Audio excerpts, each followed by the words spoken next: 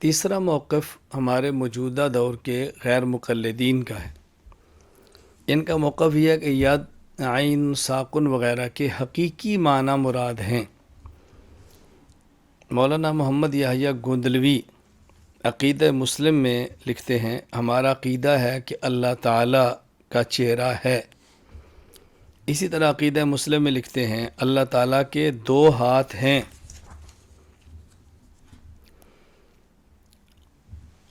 ہمارے آپ اس پر دلائل سماعت فرمائیں۔ دلیل نمبر 1، قرآن کریم سورہ اخلاص آیت نمبر 2، اللہ الصمد۔ امام ابو البرکات عبداللہ بن احمد بن محمود النصفی رحمہ اللہ تعالی، وفات 710 ہجری، تفسیر مدارک للنصفی میں اللہ الصمد اس کے تحت فرماتے ہیں الذی لا یحتاج الی احد ویحتاج الیہ کل احد۔ صمد کہتے ہیں جو کسی کا محتاج نہ ہو اور سارے اس کے محتاج ہوں۔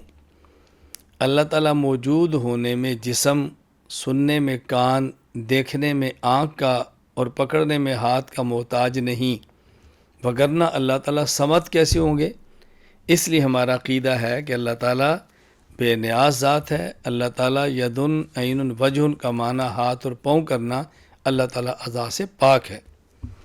دلیل نمبر 2، متشابہ کی دو قسمیں ہیں، غیر معلوم المعنی، غیر معلوم المراد۔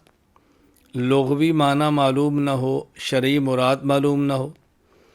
نمبر 2، معلوم المعنی غیر معلوم المراد۔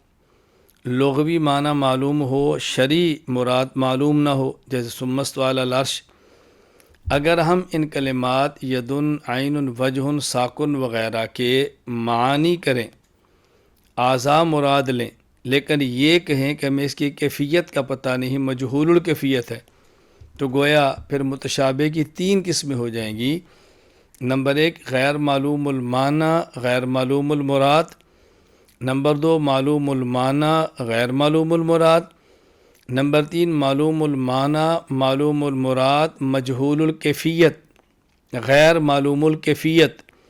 لغوی معنی بھی معلوم، ہاتھ، شرعی مراد بھی معلوم، ہاتھ، لیکن کیفیت معلوم نہیں۔ اور یہ تیسری قسم باطل ہے۔ جو مستلزم باطل ہو وہ باطل ہوتا ہے۔ تو تیسری قسم کیوں ماننی پڑی کہ ہم نے اللہ تعالیٰ کے لیے اعضاء مانے اور مجہول کیفیت مانے۔ مستلزم باطل بھی باطل ہے، لہذا یہ ٹھیک نہیں ہے۔ یہاں ایک سوال اور جواب بہت اہم ہے، اس کو اچھی طرح سمجھیں۔ سوال یہ ہے، یہ جو آپ نے دلیل دی ہے کہ متشابہ کی 2 ہی قسمیں ہیں، غیر معلوم المعنی غیر معلوم المراد، معلوم المعنی غیر معلوم المراد، اگر ہم اللہ تعالیٰ کے لیے اعضاء مانیں اور مجہول الکیفیت مانیں تو متشابہ کی تیسری قسم لازم آئے گی، معلوم المعنی معلوم المراد غیر معلوم الکیفیت، یعنی مجہول الکیفیت لازم آئے گی، اور یہ تیسری قسم باطل ہے۔ سوال یہ ہے کہ یہ 2 قسمیں جو آپ نے بیان کی منصوص نہیں ہیں کہ قرآن کریم کے اندر ہوں یا احادیث مبارکہ کے اندر ہوں، اجتہادی ہے۔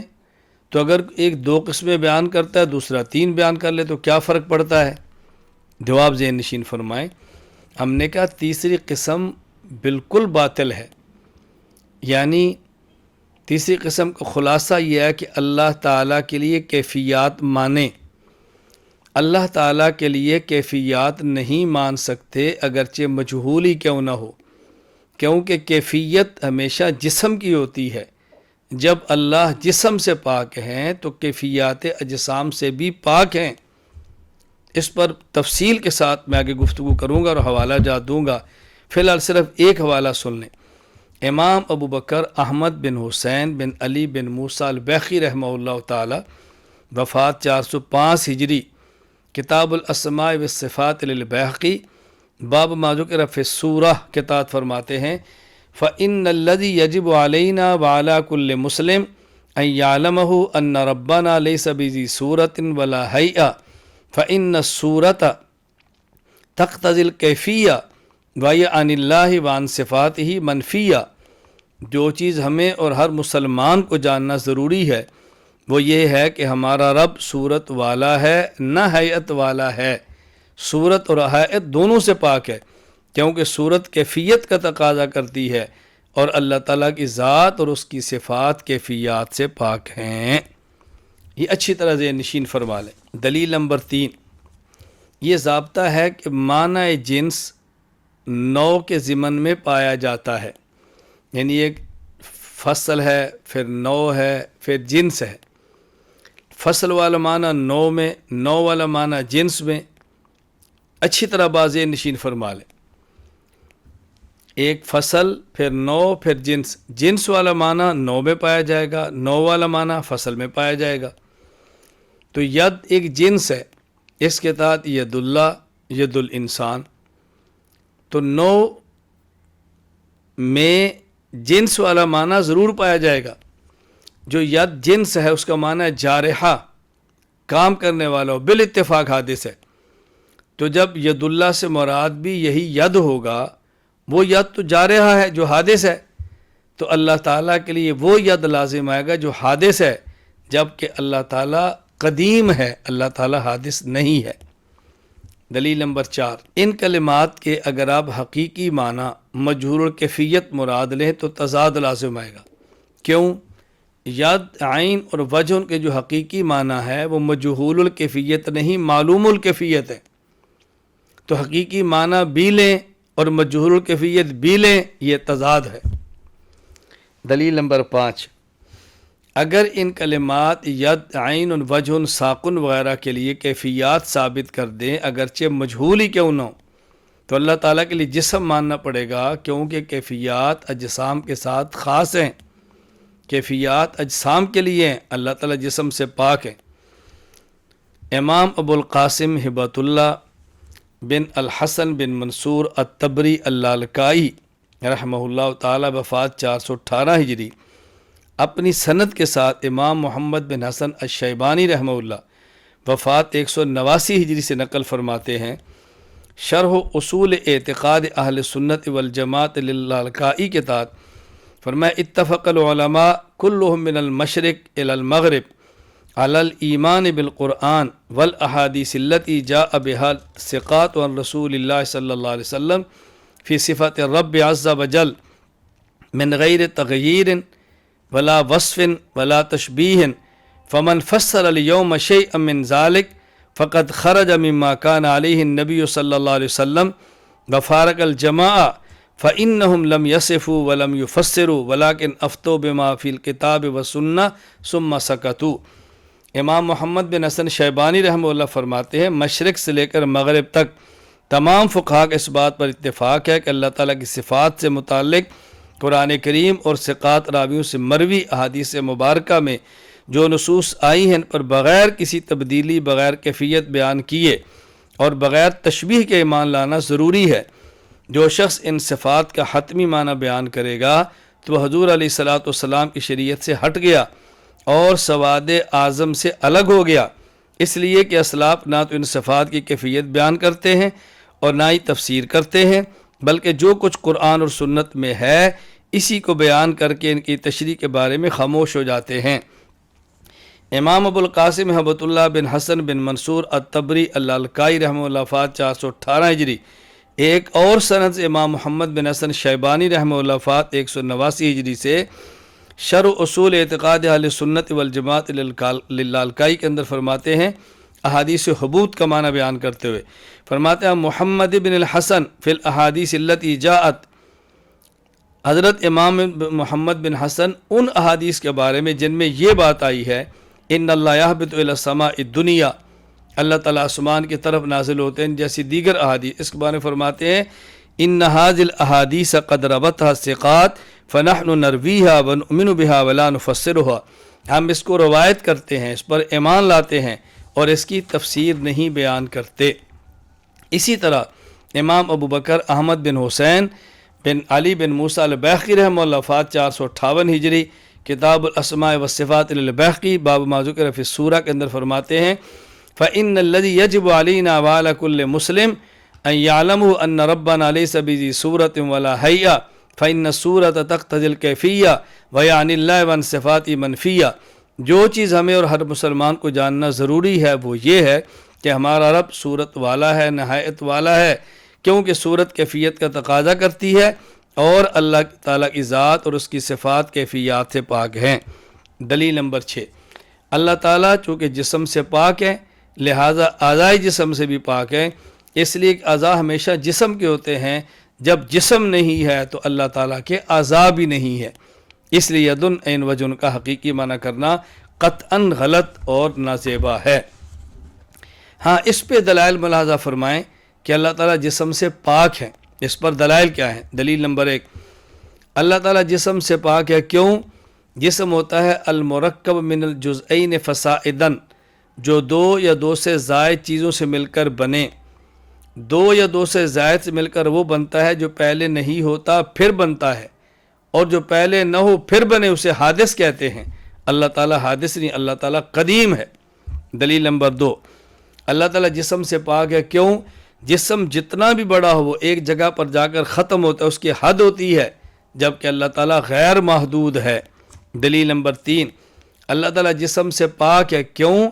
اس لیے کہ جسم کی ایک خاص جہت ہوتی ہے، اللہ تعالیٰ کسی بھی خاص جہت سے پاک ہے تو اللہ جسم سے بھی پاک ہے۔ دلیل نمبر 4، اللہ تعالیٰ جسم سے پاک ہے، کیوں؟ جسم کو خاص مکان چاہیے اور اللہ تعالیٰ خاص مکان سے پاک ہیں، اس لیے اللہ تعالیٰ جسم سے بھی پاک ہے۔ باقی اس پہ دلائل کہ اللہ تعالیٰ خاص مکان سے پاک ہے، اس پر مستقل دلائل ہیں۔ مثلا میں 2 دلیلیں پیش کرتا ہوں۔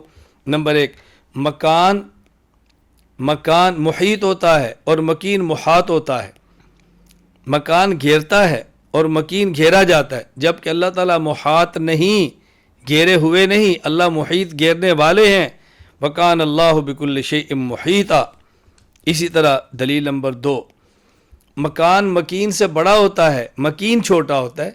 جب اللہ کے لیے خاص مکان مانیں گے وہ بڑا ہوگا، اللہ کو چھوٹا مانیں گے، جبکہ اللہ اکبر، اللہ ہر چیز سے بڑے ہیں، اس لیے اللہ تعالیٰ مکان سے پاک ہے۔ اس طرح اچھی طرح ذہن نشین فرما لیں۔ یہاں ایک سوال اور جواب بہت اہم ہے، اس کو بہت توجہ کے ساتھ سماعت فرمائیں۔ ایک بہت بڑی غلط فہمی ہے، وہ دور کرنا ضروری ہے۔ وہ یہ کہ آپ نے کہا جی اللہ تعالیٰ کیفیات سے پاک ہے، خواہ مجہول کیفیت ہی کیوں نہ ہو، اللہ تعالیٰ کیفیات سے پاک ہے۔ جبکہ حضرت امام مالک بن انس رحمہ اللہ تعالیٰ سے استوا کے متعلق سوال کیا گیا، کیف استوا؟ تو حضرت امام مالک رحمہ اللہ نے فرمایا الاستواء معلوم والکیف مجہول والایمان بھی واجب والسوال عنہ بدعۃ۔ شرح العقیدۃ طحاویہ لابن ابی العز کے اندر یہ حوالہ موجود ہے کہ امام سے فرمایا استواء معلوم ہے، کیف مجہول ہے، اس پر ایمان لانا ضروری ہے اور سوال کرنا اس کے بارے میں بدعت ہے۔ تو امام مالک رحمۃ اللہ علیہ تو اللہ تعالیٰ کے لیے استواء کو ثابت کرتے ہیں اور استواء کے لیے مجہول کیفیت کو بھی ثابت کرتے ہیں، اور آپ کہتے ہیں کیفیت ثابت نہیں اگرچہ مجہول ہی کیوں نہ ہو۔ جواب ذہن نشین فرما لیں۔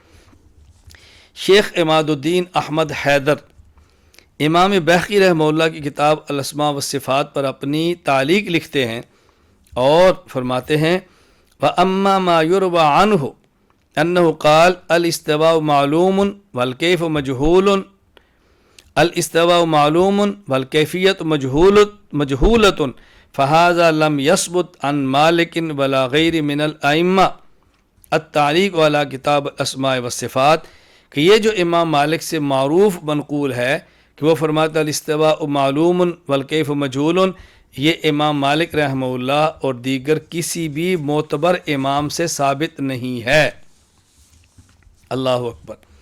بلکہ حضرت امام ابو بکر احمد بن حسین بن علی بن موسیٰ البیہقی رحمہ اللہ وفات 458 ہجری نے کتاب الاسماء والصفات میں، اور حافظ ابو الفضل شہاب الدین احمد بن علی ابن حجر عسقلانی الشافعی رحمہ اللہ وفات 852 ہجری نے فتح الباری شرح صحیح بخاری میں حضرت امام مالک بن انس رحمہ اللہ کا جید سند کے ساتھ یہ قول ثابت کیا ہے۔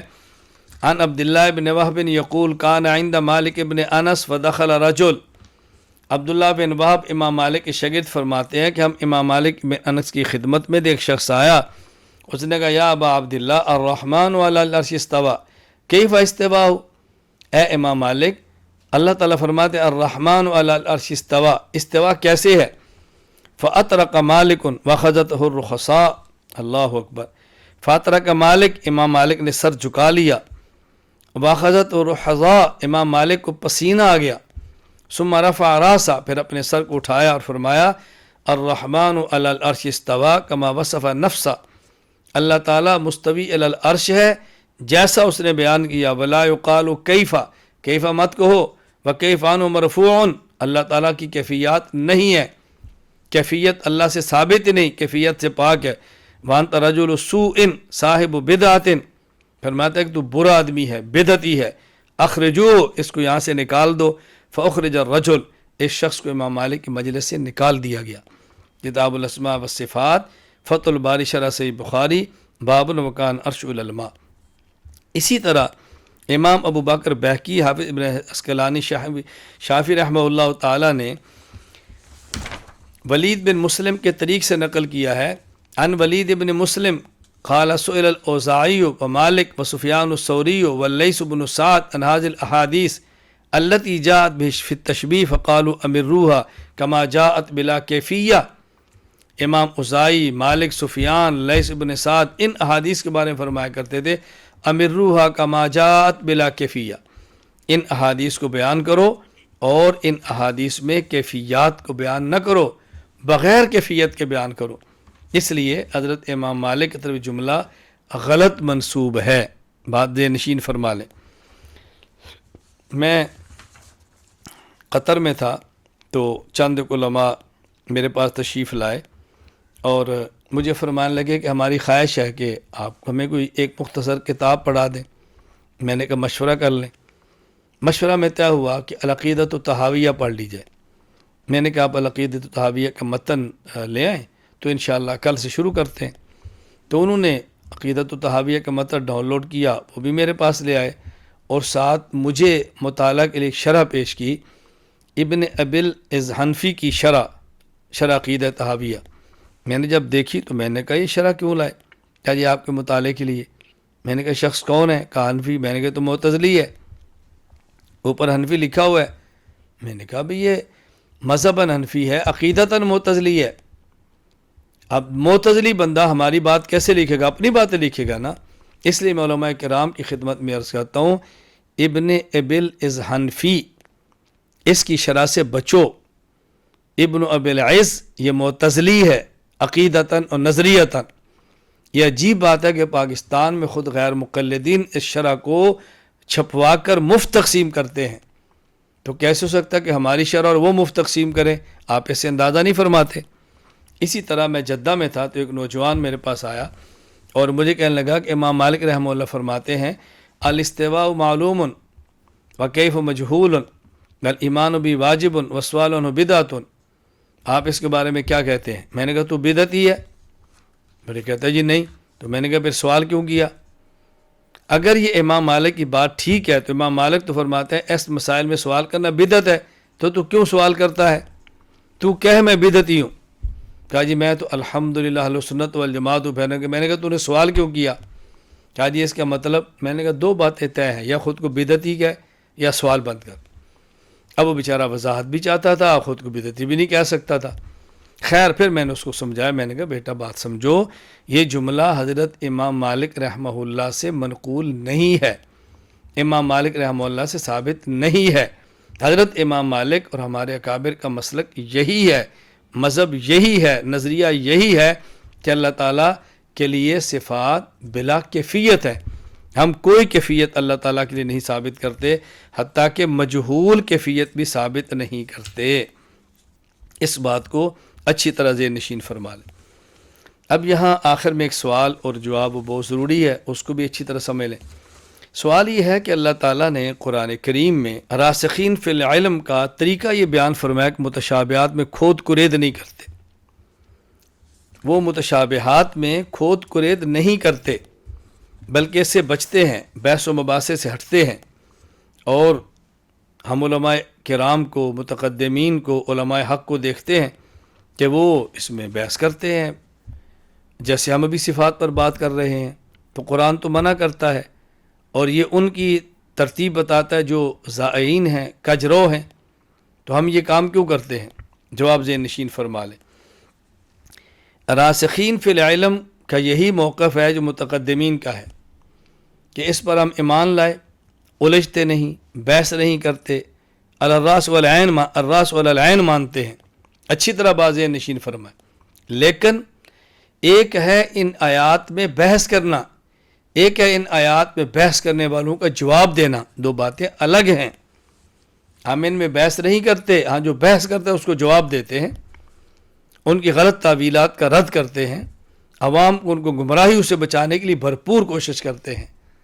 اور ظاہر ہے جس طرح راسخین فی العلم سر تسلیم خم کرتے ہیں، اسی طرح راسخین فی العلم احقاق حق اور ابطال باطل کے لیے میدان کے اندر بھی اترتے ہیں۔ اس حوالے سے ایک اہم سوال یہ ہے کہ قرآن کریم میں اللہ تعالیٰ نے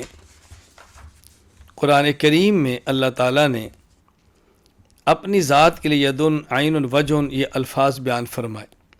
جب اللہ تعالیٰ مشابہات مخلوقات سے پاک ہیں تو یہ کلمات کیوں بیان فرمائے جس سے مشابہت بظاہر محسوس ہوتی ہے؟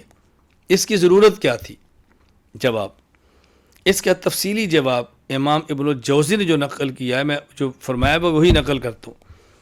امام ابو الفرج عبد الرحمن بن ابو الحسن علی بن محمد تمیمی المعروف ابن الجوزی رحمہ اللہ، وفات 597 ہجری، دفع و شبہ تشبیہ میں لکھتے ہیں: ان الخلق غلب علیہم الحس فلا یکادون یعرفون غیر وسببہ المجانست لهم فی الحدیث فعبد قوم النجوم واضافوا الیہا المنافع والمسار وعبد قوم النور واضافوا الیہ الخیر واضافوا الشر الى الظلم وعبد قوم الملائکہ وقوم الشمس وقوم عیسیٰ وقوم عزیر وعبد قوم البقر والاکثرون الاصنام فآنست نفوس بالحس المقطوع بوجودہ ولذلك قال قوم سیدنا موسیٰ علیہ السلام اجعل لنا الہا فلو جاءت الشرائع بالتنزیہ المحض جاءت بما یطابق النفی فلما قالوا صف لنا ربک نزلت قل هو اللہ احد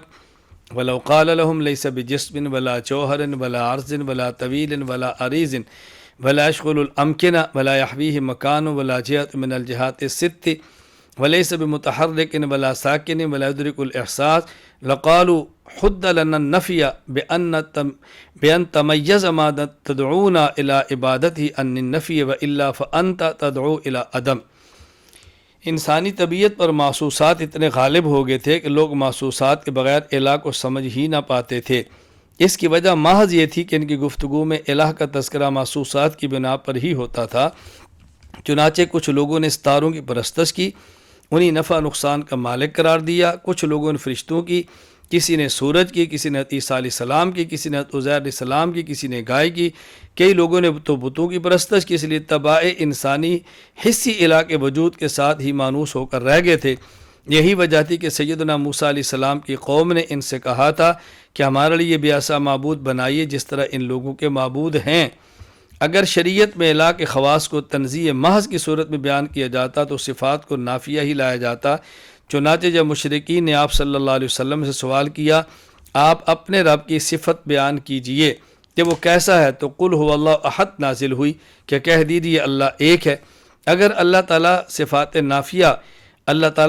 نافیہ ذکر کرتے ہوئے یہ فرما دیتے کہ وہ نہ جسم ہے، نہ جوہر، نہ طویل، نہ عریض، نہ امکنہ میں اتر کر ان کو بھر سکتا ہے، نہ کوئی مکان اس کا احاطہ کر سکتا ہے، نہ اس کے لیے جہات ستہ میں سے کوئی جہت ثابت ہے، نہ ہی وہ متحرک ہے، نہ ساکن ہے، نہ اسے محسوس کیا جا سکتا ہے، تو مشرکین کہہ اٹھتے کہ آپ اس نہ ہونے والی ذات مطلب کہ یہ بھی نہیں تو وہ نہ ہونے والی ذات ہے کیا کی تعریف کریں، تاکہ آپ صفات منفیہ بیان کر کے جس ذات کی عبادت کی دعوت دے رہے ہیں وہ واضح تو ہو، ورنہ یہ تو ایسا کہ آپ ہمیں معدوم کی عبادت طرف بلا رہے ہیں۔ بات سمجھ آ گئی؟ خلاصہ یہ ہے کہ اگر یہ کہا جاتا اللہ تعالیٰ یہ نہیں تو مشرک کہتے تم ایسی ذات کی دعوت دیتے جو ہے ہی نہیں، ہم معدوم کی پوجا کریں۔ اس لیے ایسے الفاظ لائے گئے جن الفاظ سے مانوس تھے، اور بتایا گیا کہ الفاظ تو یہی ہیں لیکن معنی وہ نہیں ہے جو تم اپنے لیے سمجھتے ہو۔ اللہ تعالیٰ میں بات سمجھنے کی توفیق عطا فرمائے، اس کو اچھی طرح باز نشین فرما لے۔